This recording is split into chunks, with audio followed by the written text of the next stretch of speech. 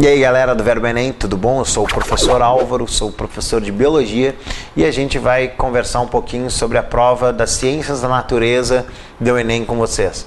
Tá? Então, na Biologia, a partezinha bastante importante da Biologia para a prova do Enem é a botânica, né? O estudo dos vegetais. Então, na botânica, nós vamos estudar esses seres vivos que são pluricelulares, são eucariotos, apresentam a clorofila para fazer fotossíntese, apresentam parede celular e celulose. Então, dentro da botânica, nós estudamos os indivíduos, os seres vivos do reino vegetal. Estudamos também a sua fisiologia, como é que funciona dentro da planta, condução de seiva, estudamos os tecidos vegetais dentro da botânica, mas o mais importante que eu quero trabalhar contigo aqui nessa dica é a sistemática vegetal.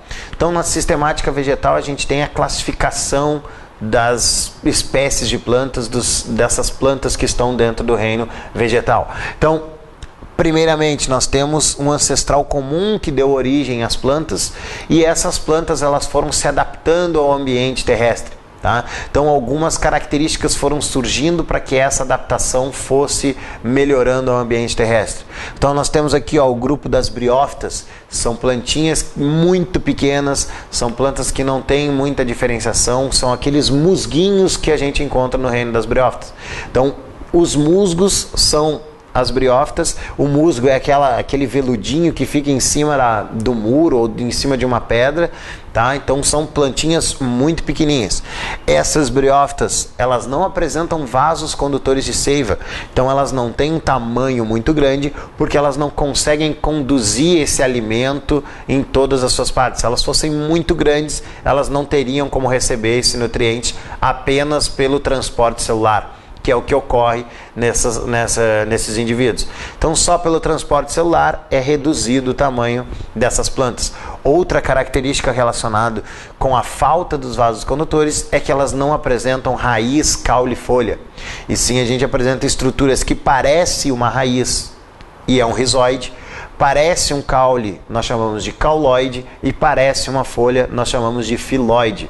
Tá? Por que que a gente diz que parece raiz, caule e folha? Porque não tem os vasos condutores. Os vasos condutores de seiva são importantíssimos para que tenha raiz, caule e folha.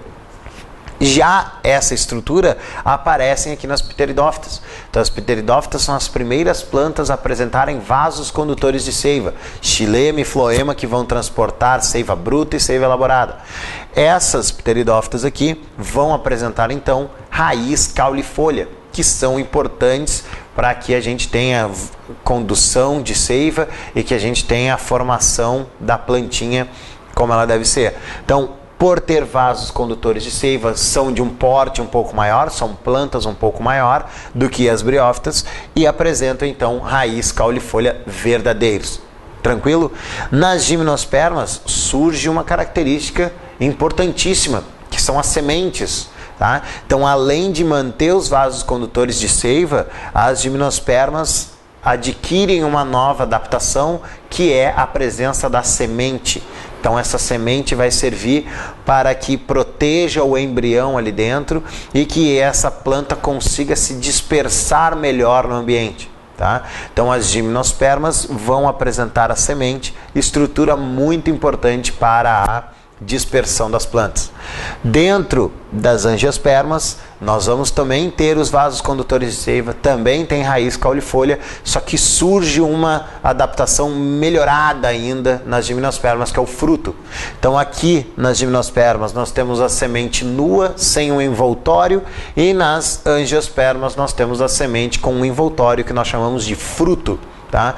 Então, essas são algumas das características que nós encontramos no reino vegetal que serve para classificar essas plantas.